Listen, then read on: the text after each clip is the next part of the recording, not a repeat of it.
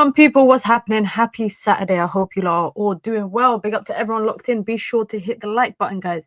Be sure to subscribe as well if you are new here. I thought today would be a relatively quiet day when it comes to transfer news, but it doesn't seem to be the case, as it looks like Newcastle are dying to get one up on Manchester United and stop being humiliated in the transfer window. We got so much to talk about because, of course, they have put in a bid for Benjamin Cesco in excess of just over 75 million. So it's a 75 million euro transfer fee with 5 million in add-ons. We're going to talk about that. Manchester United reportedly remain confident in getting a move for Benjamin Cesco, and they will only officially bid once they get the green light from the player. So once the player, I guess, does what Mbumo did and says, I only want Manchester United, then that's the only time that they will make a move for him. Now, it's been last night there was reports that he picked Newcastle over Manchester United, but it wasn't any, I would say, tier 1, tier 2, tier 3 journalists.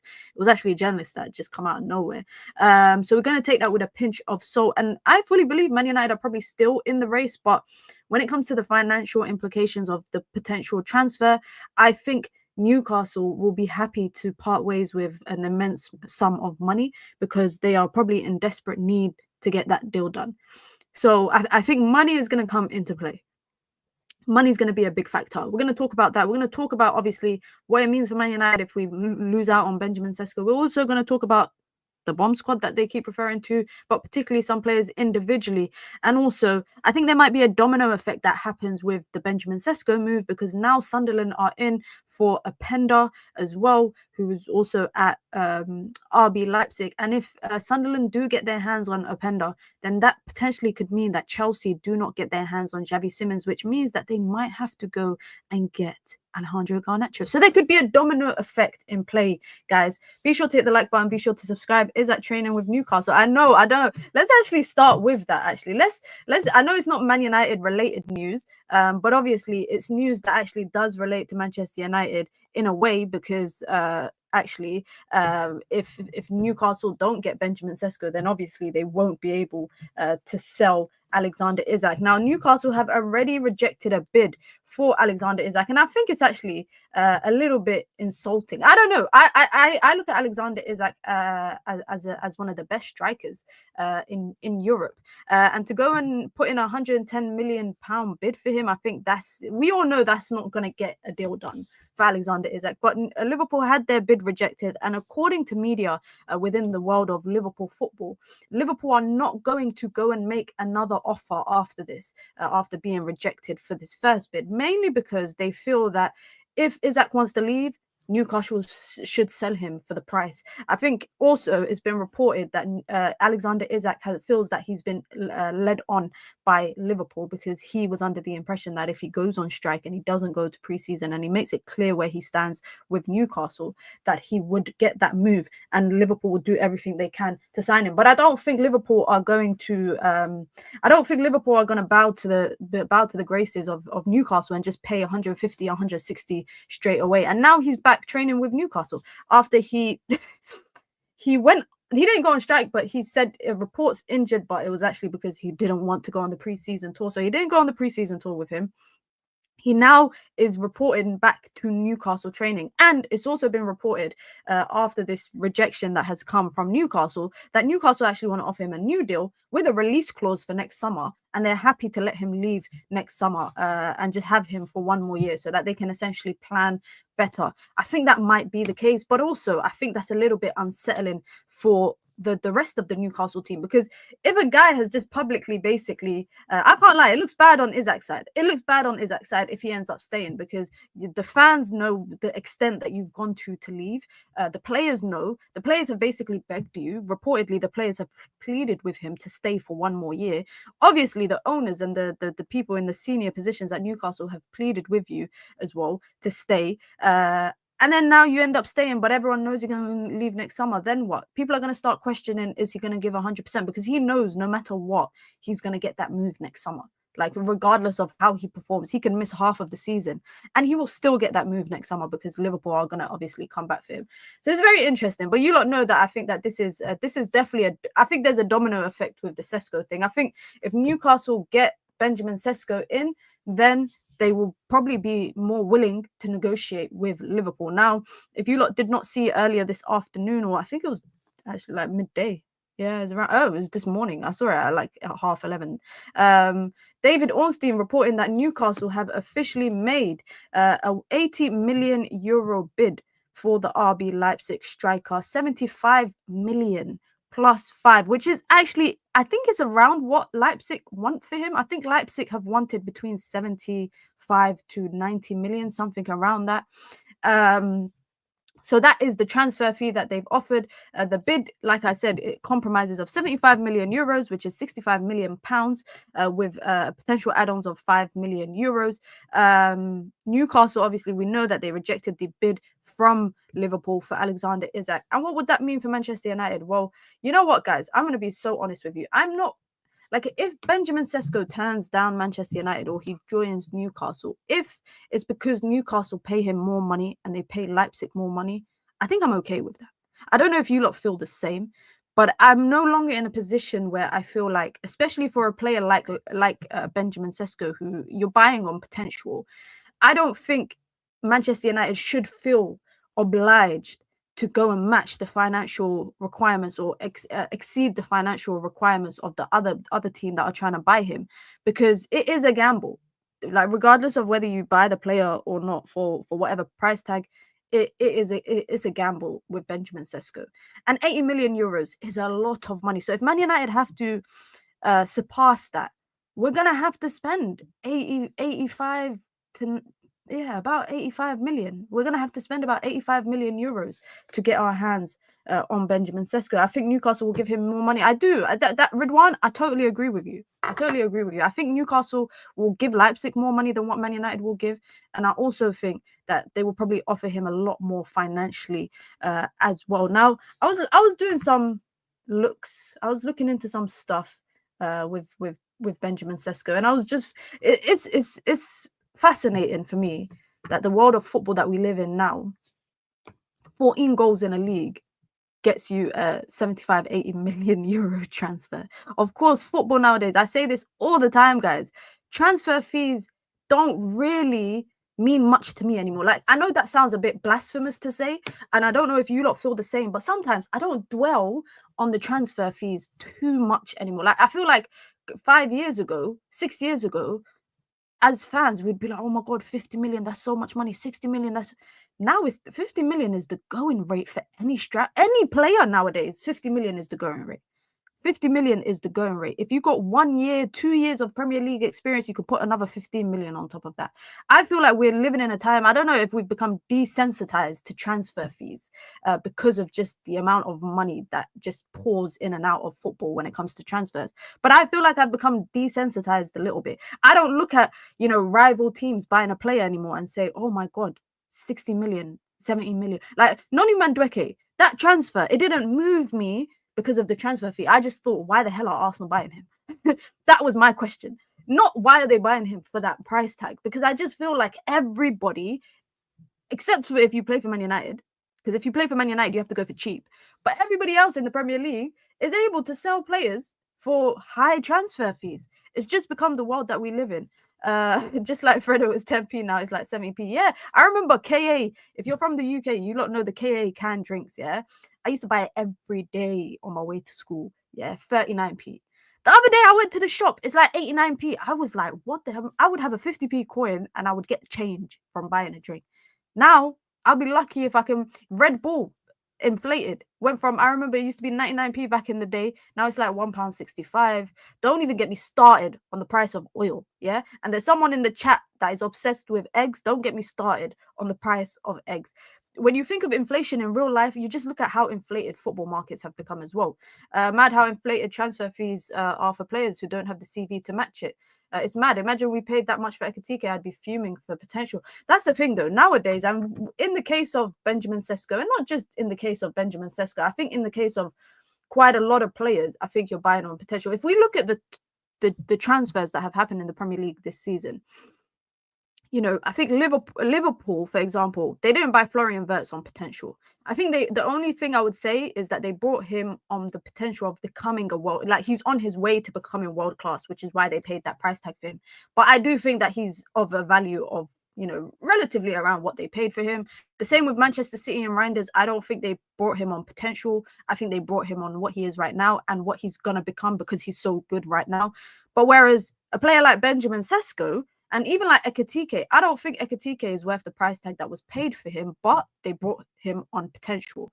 And I feel the same about Benjamin Sesko. Victor Gyökeres, I'm wowed sometimes at the fact that he's actually to be one of the more cheaper players or cheaper strikers that came to the Premier League this season. If Benjamin Sesko joins either United or Newcastle, and if with Ekitike joining Liverpool, and then Arsenal having Victor Gyökeres is cheaper than the other two.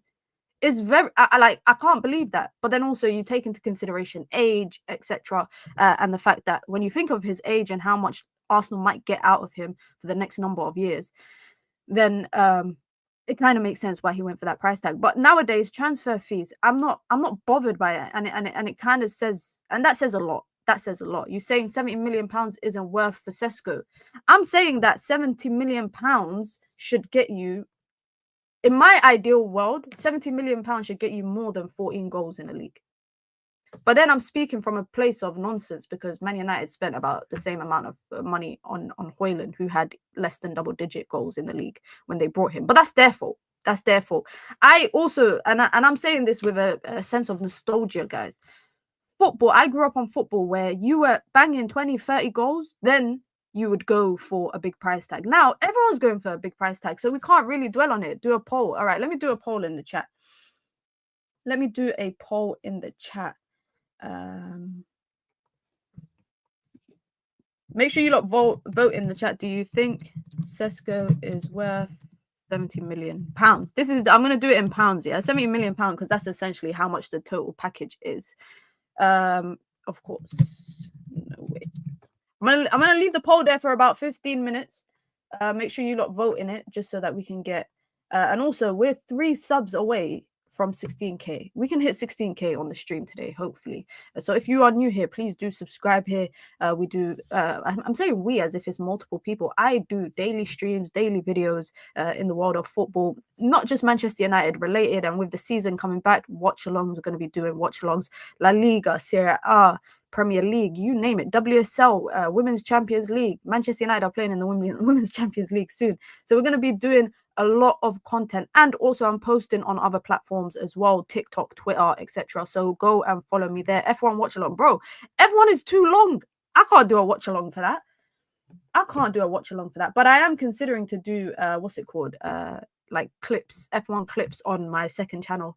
I'm still trying to figure out what to do with my second channel. Let me guess, minute on the back of your top, Zidane. Of course. Who else would I would? Firstly, I would never wear a France shirt unless it's Zidane or it's Pogba. Like that's the only 2 people I'd ever wear a France shirt for. And this is a classic top. This is a classic top. I don't know if you guys seen, and go check out my TikTok. It's Mina Football. I did a TikTok video about the best kits that have been released this season, and it just like the traction. I'm so shocked that people like videos about football kits. So I'm going to do a part 2 because there's so many nice football kits, and I promised you lot that once I get to 20k I will do like a video on all the kits that I have.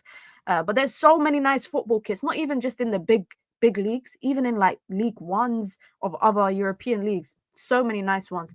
If Isak confirms his move, Liverpool move, Cesco is crazy. Cesco is going to Newcastle. A part of me feels like, I'm not gonna lie, a part of me does feel like Isak might not go to Newcastle, but I think that they are going to try and get Cesco in, number one, because they've barely brought anyone in. They've only brought in Alanga, and today they announced the goalkeeper, Aaron Ramsdale. How does Aaron Ramsdale, this is so sidetracked, guys, how does Aaron Ramsdale do this? Like, the guy gets relegated and then finds himself at another decent team in the Premier League. Like, it's crazy. And I think Newcastle are going to go all out for Benjamin Cesco, just because I think that, oh, why is my nephew calling me?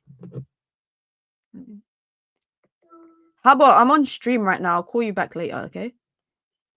I'll call you back later, okay? I'll call you back later, okay? All right, bye. Sorry, I was meant to play Mario Kart with him, guys. My bad. But yeah, I feel like with Newcastle, they've got a little chip on their shoulder where they got to prove something in the transfer window. They've been rejected. How many people have turned down a move to Newcastle to go elsewhere? I mean, Brian Mbeumo, number one. That's the first guy. There's so many people. How can you not list it in the chat? How many people have turned down a move to join a Newcastle to go elsewhere?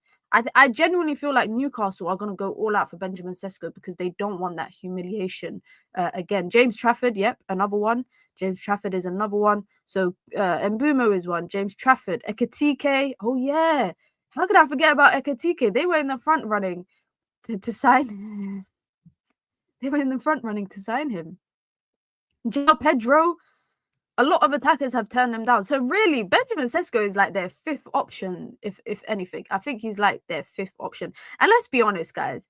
Outside of England, I think Benjamin Cesco is really the only available striker on the market right now. However, I did see this the other day. I don't know if you guys know this guy right here. Samu, he changed his surname. So his surname is now Eghihawa. Excuse me if I have like butchered his name. I just call him Samu. Reportedly, Porto want £55 million for him. 55 million. Like, apparently he had a release clause that's expired. Apparently he's had a release clause. I know he had a 100 million euro release clause. It's expired now. And reportedly, Porto are willing to listen to offers of £55 million. Aston Villa are the only Premier League team that have inquired about him. I don't know why no one else is looking at him. 55 million for him is a bargain. Aston Villa actually reportedly have made actual contact with him to see if he's interested in joining. I'm not even big up to Saeed in the chat says I'm actually not bothered if we miss out on Cesco and Mina. Get Mateta. The thing is, we say go and get Mateta, but how realistic is it that Crystal Palace will make the job easy for anyone? It's unrealistic. I think, especially with the only thing that worries me is that if we don't get Cesco, and I said this earlier, that I see Cesco joining Newcastle if they offer more money. That's it. I think they will. He will be happy to join if they're offering Leipzig more money and they're offering more. And it's funny because everyone was taking the piss out of United saying, "Oh, Mbeumo and Cunha are only joining for the wages." So if Newcastle do win the race for Cesco, and it's down to the financial aspects of the deal, I guess he who laughs, whatever that saying is. You guys know what I'm talking about. But what I will say is, the only thing that makes me concerned about, if we miss out on Cesco, we should go get, Mateta. Crystal Palace ain't going to make it easy. There's 2 weeks guys, there's 2 weekends left. Not next weekend, the weekend after the Premier League starts. So do you guys genuinely think Crystal Palace are going to make it easy for anyone, not just United, but anyone to come and sign their player with the season starting, especially because I think Crystal Palace's manager is actually not happy with how slow their window has been going. And I know there's also question marks about, Eze's future, and there's been question marks about Wharton's future. So I just don't see it happening in terms of it being a smooth sailing process. Getting a player depends on a player wanting or not. It's not just about a club coming for the player. I think the club coming for the player is an aspect of it, because I'll give you an example. Remember when Lenny Yoro joined Manchester United and Man United were willing to pay the asking fee that Lille were asking for, and Real Madrid really wanted him, but they weren't willing to pay that price, but they were trying to convince him to stay at Lille for another season. It was reported that Lille did kind of push Lenny Yoro to join Manchester United, because clubs sometimes have relationships with players, and this is not like a big revelation. It's very common in football where when a transfer is financially pleasing to a club and it will help them financially, they will try and get that player to go and join that club. I don't think it's any kind of secret. So I think it does kind of play into both parts. Are you saying Newcastle made a bid because Cesco wants them? No, I did not say that. I'm literally I said Man United are doing the opposite. Man United are waiting for Cesco to give the green light before they go in to make a bid, rather than actually going and making a bid first and then trying to convince the player to come join here. Let me see what else you guys are saying in the chat. Get me Watkins. I do think that if United do miss out on Benjamin Cesco, I think it's going to go back to the Watkins-Mateta conversation. And there's a big part that we're not even considering, where United might not even sign a striker. I know that there's been many briefs that suggest that Man United are prioritizing a striker, but it is possible, I think, that there is a world where this happens. Now, Man United financially feel that they are in a comfortable position, that they don't have to sell to buy. They keep referencing this bomb squad, but Man United feel like because of what they've been able to negotiate with the deals for Cunha and Mbumo, that they won't have to kind of push for this. Let me see, what's the poll saying? It's kind of... it's a mix and match. If you haven't voted yet in the poll, please do vote, just so that we can get an overall kind of understanding of what you lot think. Do you think that Benjamin Cesco is worth the £70 million price tag that Leipzig have for him? It's currently 57% saying no, and 43% or 45% now saying yes.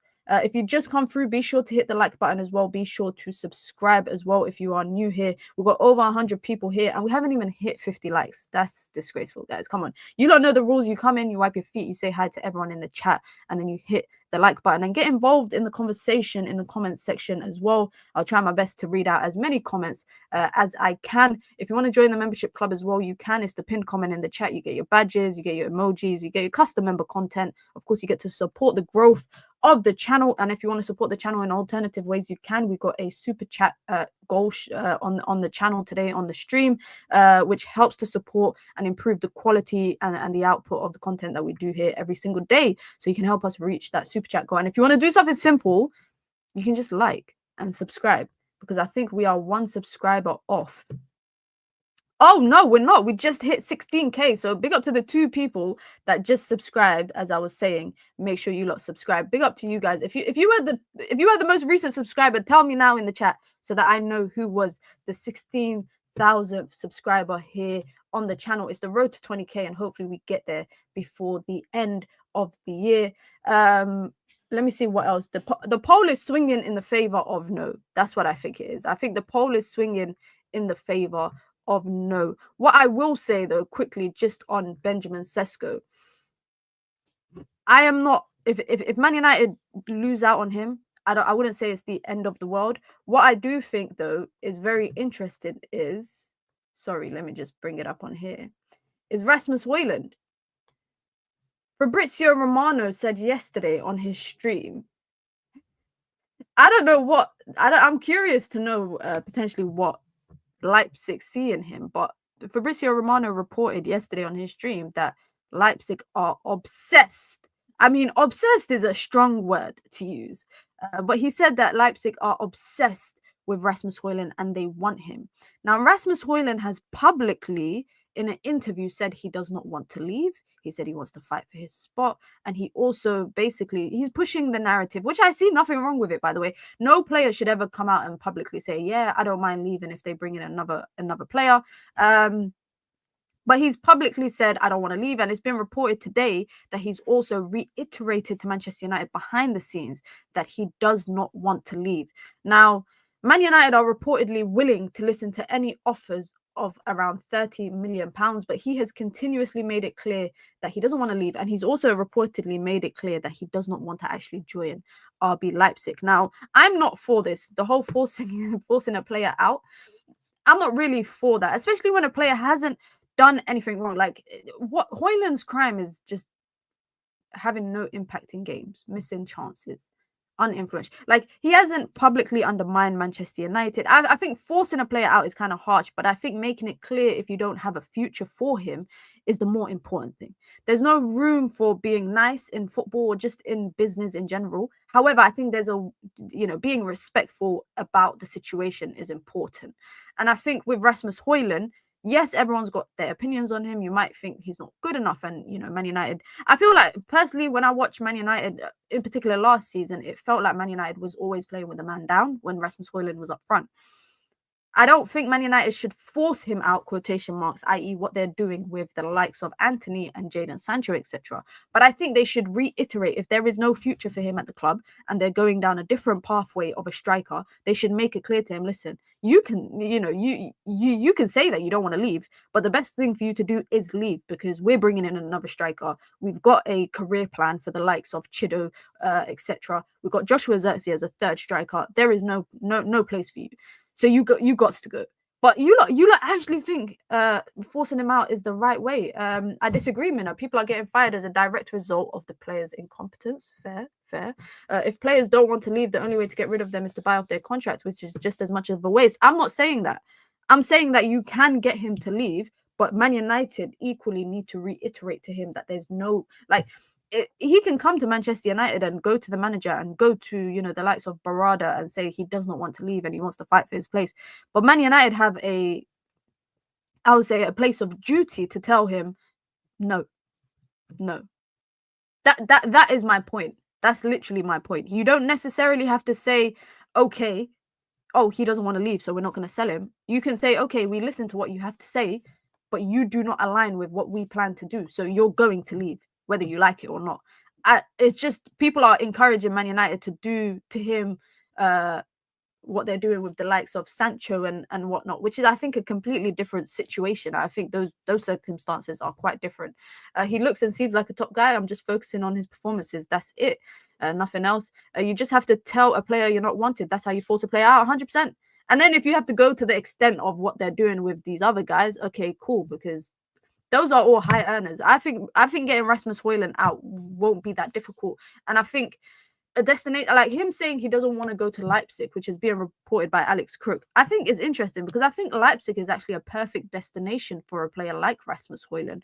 It's away from the spotlight. It's in the Bundesliga. You're going to play in transitional football. You play at a team that is relatively known to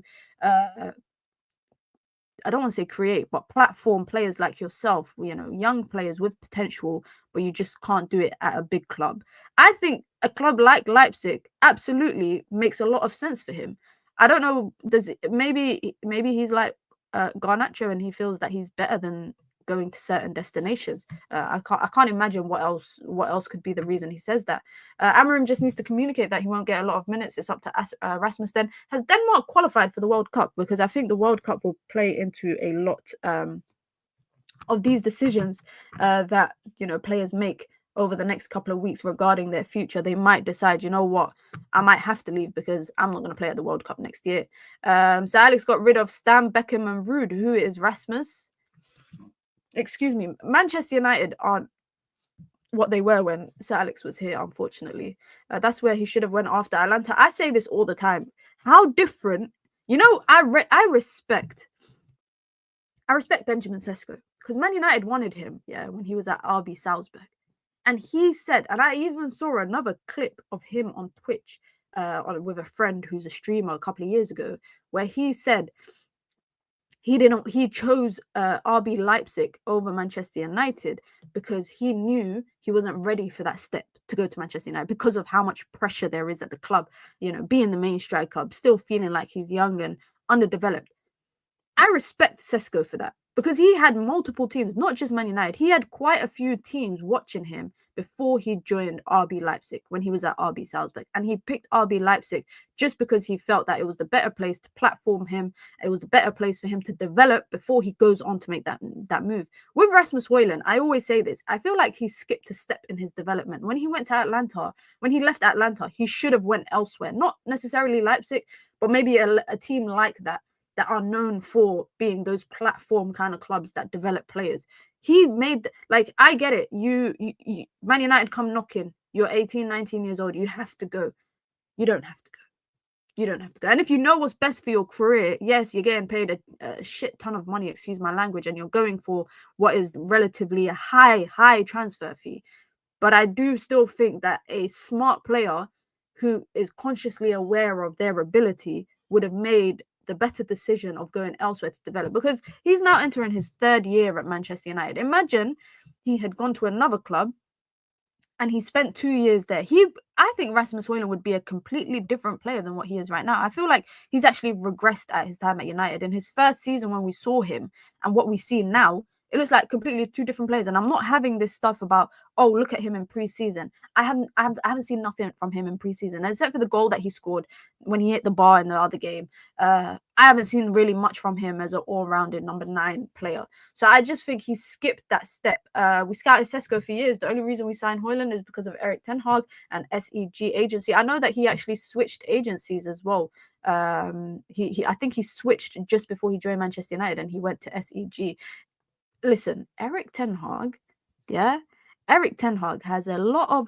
Thank you for the FA Cup and the Carabao Cup, yeah. But what Erik ten Hag did to Man United's recruitment, or what he was allowed to do to the Manchester United recruitment, held Manchester United back heaps. Like, I feel like we are reeling from those struggles right now because of Erik ten Hag's recruitment at Manchester United. Giving him that much money and that much freedom was nonsense. It was absolutely nonsense. And now Man United will be lucky to get rid of half. Like, how many players did Erik ten Hag bring in, yeah, that we are actually trying to get rid of? Anthony, yeah. Eriksen's gone, yeah. Casemiro, I got love for Casemiro. Like, Casemiro, I've actually got a love-hate relationship with Casemiro. Sometimes I love him, sometimes I hate him. But I don't think Casemiro is of the ilk of the other players that I'm about to mention. Rasmus Haaland, Anthony. Who else did we bring in under Erik ten Hag, guys? Mason Mount, yeah. Andre Anana. So many players that Erik ten Hag brought into Manchester United, especially the ones that we brought in for big money, we're now looking to ship off. They don't really have much of a future. Malacia is always Malacia for me is an unfortunate situation where his I was excited for Malacia when he joined Man United. I remember writing an article. I used to be a freelance writer, guys. So I remember writing an article saying Man United should sign Malacia, and they ended up going for him. Low risk, low reward. He was always meant to be a depth player. I think the second that United changed to Amorim and, this back 3 wing back thing, it wasn't the place for him. But what messed up him is the injury and those multiple surgeries. It's very hard to come back from that. Sabitzer, Weghorst. Shout out to my boy Amrabat, man. I always wanted us to sign Amrabat. Shout out to my boy Amrabat, man. But there's so many players Man United have brought in, and the 3 that I just named aren't even at the club anymore. They were all loan signings, right? There's so many players that Erik ten Hag brought that has, I think, set us back a little bit. We keep blaming Erik ten Hag, yet we can only name 3 bad players. I'm not going to let ten Hag take credit for Mazraoui, De Ligt, anyone that we brought in last summer. So anyone that we brought in when Ineos came in, I don't think I'm going to put that down to the manager. And also, most of them have been decent signings. If we look at our starting lineup now, or last season, for example, our starting lineup, how many of those players either came through under Erik ten Hag or were brought by Erik ten Hag?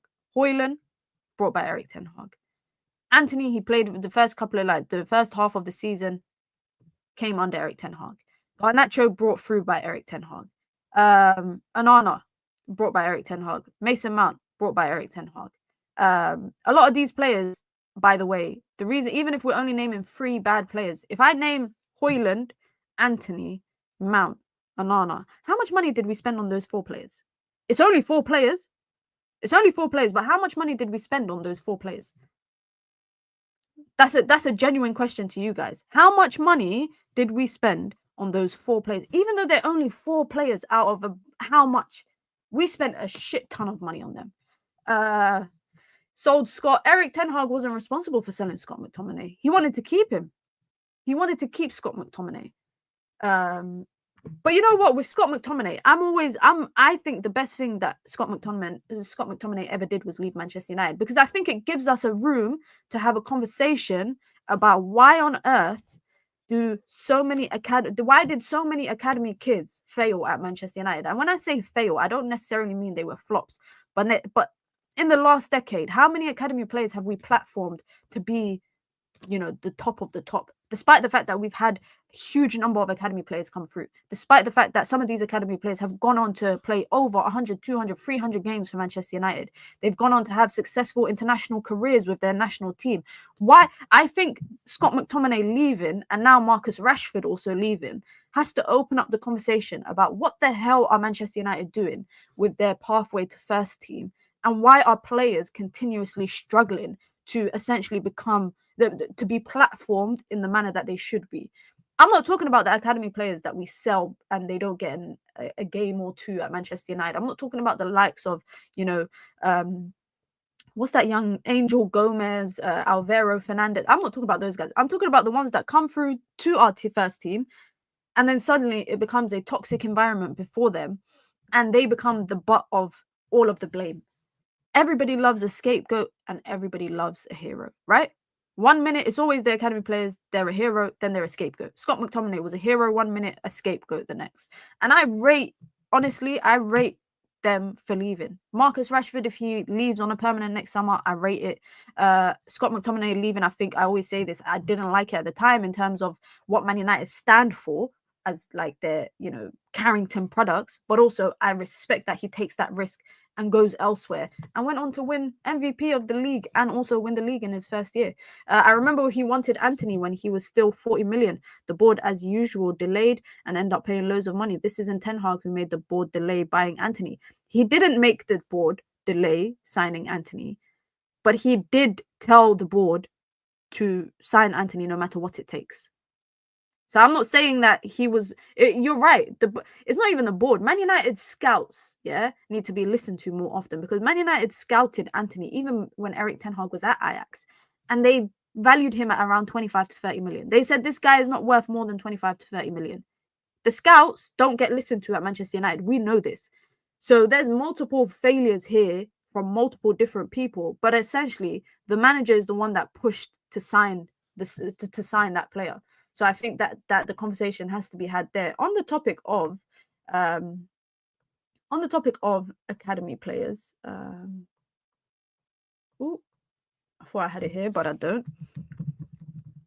I want to talk about Garnacho, because I made a video yesterday and someone laughed at me in the comment section because I said 50 million for Garnacho. That was the question that I kind of had. What is the price tag that we are willing to listen to for Alejandro Garnacho? And I don't know if you guys seen, but obviously Chelsea are linked to signing Xavi Simons, but also they still want to sign Alejandro Garnacho. And if I'm speaking to Todd Boehly and Chelsea right now, I'm saying to them, Garnacho is the answer to your questions on the left-hand side. You guys have spent a heap of money on left-sided players. Just spend a little bit more on Garnacho and he will be the future of your left wing. He's a great player. He's an amazing player. He will score you 15 goals in the league. Yeah, I'm saying that. He's going to sell you 15 goals and 15 assists. 30 GA in the league. Yeah? 30 GA in the league. He is going to give you so much. And also, a lot of people in Argentina will watch you because he's got such a big fan base in South America. He's like CR7 reincarnated, just with different hair. If you missed out on signing CR7 20 years ago, don't miss out again. Don't miss out again. You already missed out once, don't miss out again. We already have Enzo for Argentina. Imagine having 2 Argentines in your team. Imagine that. Why have 1 Argentine when you can have 2? Why? You're telling me, Todd Boehly, Chelsea, you guys telling me you don't look at this guy and think, wow, I'm moved. Even I'm looking at him right now, I'm thinking, wow, I'm moved. I can tell he's a good player just by looking at this picture. So that is why I think Chelsea should sign him. But there is no way on earth that Chelsea can go around and sell João Felix for 40 million and Noni Madueke for 50 million and Mason Mount for 60 million and then come to us and say we value Garnacho at 35 million. No. That's where I think we should draw the line.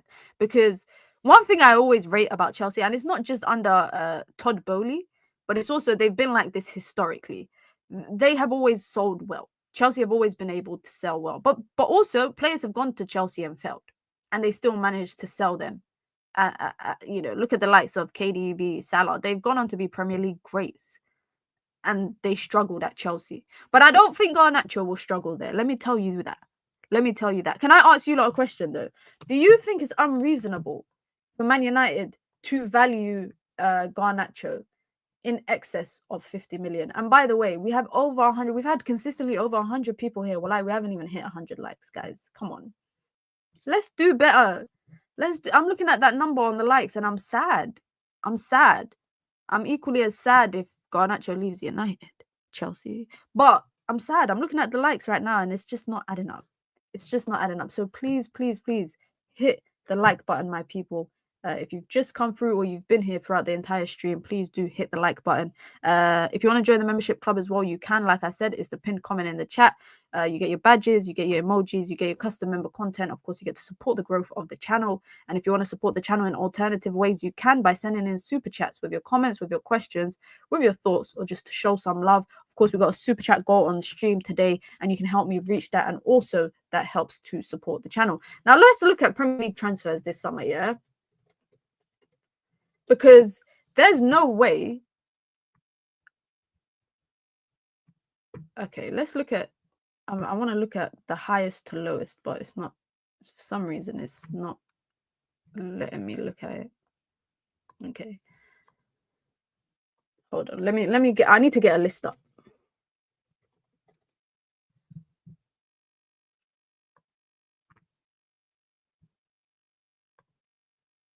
Okay, summer. Okay, no loans. Let me see if it's going to let me do it in order of... No, it's not going to let me do... Why is it not letting me do it in order of the highest transfers? For some reason. This is odd. Normally it lets me do it, but... If anyone knows where I can find a list of Premier League transfers this summer... Because I'm just trying... I just want to see... top transfers. There you go. I think I got it. Okay. Cool. It's crazy to think, guys. This is Europe. Yeah. Let's look at it based on market value. Premier League have a monopoly over football, guys. The Premier League have a monopoly. Because why are the top 10 signings, 90% of them are Premier League or going to the Premier League? Man United are currently in the top 5. 2 players Man United have signed is in the top 5. I will say, though, that this is in euros because obviously this is on transfer market. But if we look at what United are trying to sell Garnacho for, which is in and around this price tag here. Yeah? Let's go from here. From Kudus, I would say. From Kudus. Yeah? So Kudus is the 10th most expensive player this summer that has gone on a move. João Pedro, 63 million euros. Dean Howson, he had a release clause, so that's kind of different. Alanga, Gittins, Noni Madueke. You guys want me to believe that Alejandro Garnacho should not be in this list of price tags when you've got Noni Madueke, Jamie Gittins, Anthony Alanga all going for around the same price tag. Despite the fact that I think the only one that maybe... I don't even think any of them have statistically done more than Garnacho in the last 3 seasons, if I'm being honest. I don't think so. And I hope you lot don't clip me for that because I don't think that's a wild take. 50 million plus add-ons and a sell-on, or I'm sending him to the reserves. His wages are low. He can't dictate where he wants to go. Done with player power. I hear it. Please, Chelsea, you can have him, but we don't want the good to go. If Ekatike is going for that money, Garnacho is well worth 50 million. Garnacho will be 50 million pure potential. But isn't that for not... Like, Arsenal fans are telling me Noni Madueke is playing backup to Saka. That's what Arsenal fans believe, that Noni Madueke has been signed as a backup to Saka. You don't spend that much money. You don't spend 56 million euros on someone that you want to be a backup player. You don't do that. So I don't think Garnacho is 50 million purely potential. I think it's a mix of both. And that is why I genuinely believe Man United are within every right to ask of in excess of 50 million pounds. Like, Because you're looking at this here and you're thinking Mohamed Kudus, 63 million, João Pedro, Anthony Elanga, all of these are wingers, yeah, or forwards. Anthony Elanga, Jamie Gittins, Noni Madueke. What other right wingers? Franco Mastantuono went for 45 million euros. Franco Mastantuono, who I think is 45 million euros potential, pure potential. Because what I saw in the Club World Cup didn't impress me much. But apparently I shouldn't judge him based solely on that. Dan Ndoye, 42 million. Frimpong, like, you want me to believe that the only person that went for very cheap is Ryan Cherki on this list. You want me to believe that Garnacho should not be going for the same prices that some of these players have gone. No matter what I have in terms of my opinion on Garnacho, I think that 50 million Man United are well within their rights to ask for that. Let's actually go, and you lot know I love stats, so let me go and bring up some stats of Alejandro Garnacho. A big up to Temi, who says, as a Chelsea fan, I think he's worth over 50 million, but I don't know who's playing that. You are Chelsea are going to pay that. Please, guys, don't make me come back to this stream and laugh because Man United end up selling him to Chelsea for peanuts. Man United, please don't do that to me. But even like statistically, if you look at what Garnacho has done at his time at Manchester United in terms of that's 3 seasons of top flight football where he's been in the first team, yeah? Let me bring it up here. I don't want to do a comparative to all the other guys that we were just talking about right now, yeah? I can't believe this guy has played this many games for Man United. Bloody hell. Look at that, guys. 144 appearances across all competitions. 26 goals, 22. What's that? That's 48 GA in 144. That's actually stinks. But Chelsea fans and Chelsea, he's doing this at the age of under 21. That is impressive. When you take into consideration age, not everyone is going to burst onto the scene the way that Lamine Yamal has, or the way that Messi did, the way that Ronaldo did. Not everyone, Wayne Rooney, not everyone is going to burst onto the scene like that. But 48 GA in this day and age for a player of that age, I actually don't think it's actually that bad.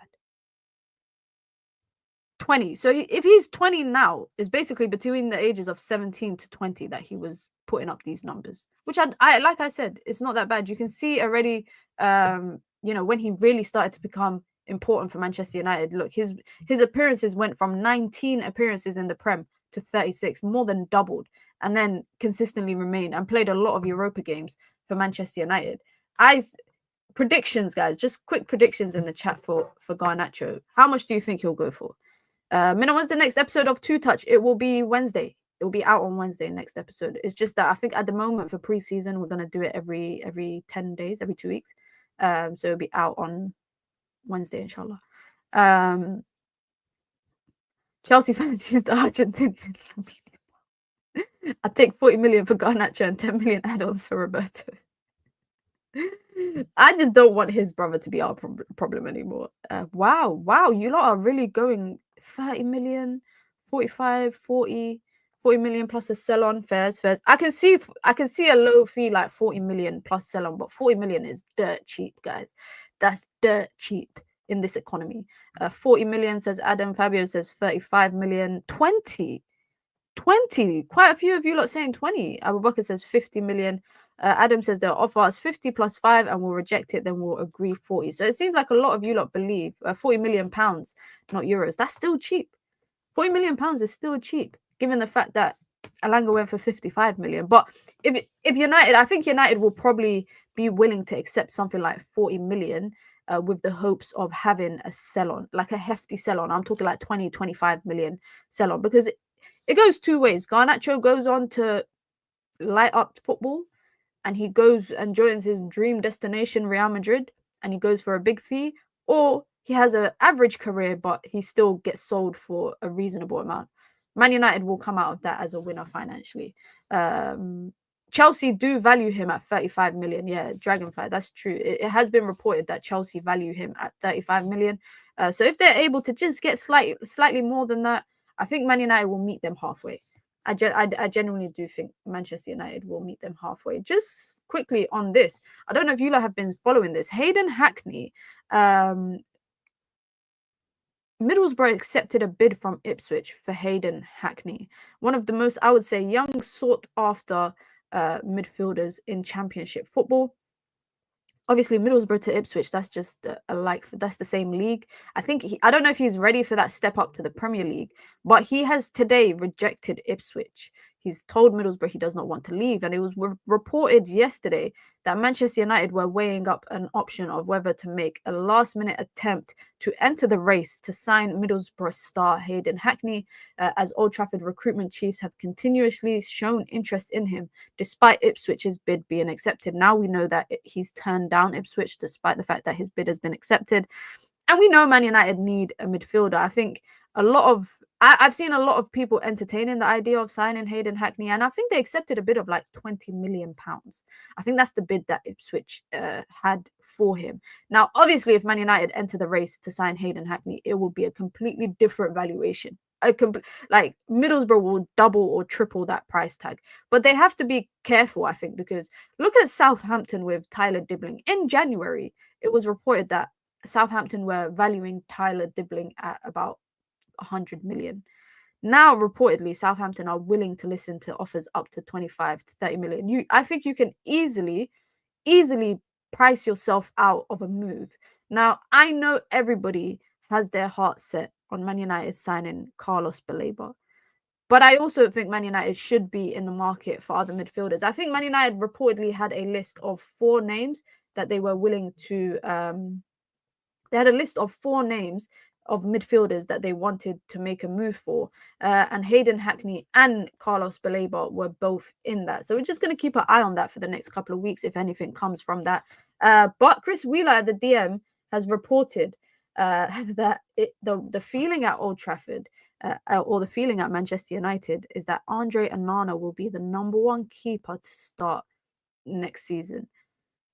Now, outside of Emi Martinez, I think the only other goalkeepers we've been linked to, that Lemens guy, we were linked. I don't know why Man United never went for Joan Garcia. I don't know why we never went for Joan Garcia, but he's at Barcelona now. Donnarumma is another name that's flying around. Yes, for Anana. You want Anana to be the starting keeper next season. I don't think United are signing a keeper, guys. And that is why I fully believe this news that Anana will start the season next year for Manchester United and he will be the #1 keeper. I fully believe it. I don't think Bayinda is good enough, and I've seen people suggesting that maybe Tom Heaton should be the #1. It's not happening. Neither of them are #1 level. And as much as everyone can have their opinion on Anana, if United do not find a #1 keeper, not someone to, I don't want Man United to go out and sign someone to challenge for the #1 spot. I want United to sign someone who is going to be the #1 goalkeeper, which means either Anana drops in the pecking order or that he gets sold. This idea that we go and sign someone to play second fiddle to Anana or to challenge him for #1, I don't want that. I don't want that. I want United to publicly be like, yo, we're signing someone who's our next #1 goalkeeper. That's it. I remember Arsenal did something when they didn't do something similar, but they brought David Raya in on loan from Brentford, despite the fact that they had Ramsdale as their #1 goalkeeper. And they slowly embedded David Raya and slowly dropped Ramsdale. But by the time that they signed Raya on a permanent deal, he was the unofficial #1. I rate that. I rate that. You've seen your keeper has some deficiencies. You bring in a more competent keeper under the guise of being a backup keeper or, challenging for the #1, but you slowly drop your keeper from basically any involvement. Donnarumma, I don't know if the Donnarumma thing is going to happen. I just think that Donnarumma thing, I think that Donnarumma thing is just more so contract talk. However, with saying that, a part of me does think Donnarumma will leave PSG because PSG are set to finish the signing of Lucas Chevalier from Lille. They wouldn't go out and drop 40 million on a goalkeeper if they genuinely believe that Donnarumma is not leaving. Despite the fact that PSG tend to spend money on players, I just don't think that they'd spend 40 million on a goalkeeper and still expect them to agree terms with Donnarumma. Donnarumma could leave, but if United were to get their hands on Donnarumma, and also I said this the other day on the stream, it sounds too good to be true. We have nothing to offer a guy that's just won the Champions League. We have nothing except for money to offer. And if he's coming for the money, well, he can go anywhere else. There's many other like Newcastle need a goalkeeper, even though they've just brought in Ramsdale, which is wild. But so many other teams, Chelsea need a goalkeeper. Donnarumma could go Chelsea, where he still gets to play Champions League football, and they probably pay him they'll maybe pay him more than what Reece James earns, who's the highest earner. I think he earns just over 200k, but he's a proven winner. I don't see United doing that for Donnarumma unless they pay him big bucks. And PSG, one thing about PSG, you can't hold them ransom like when it comes to contract talks.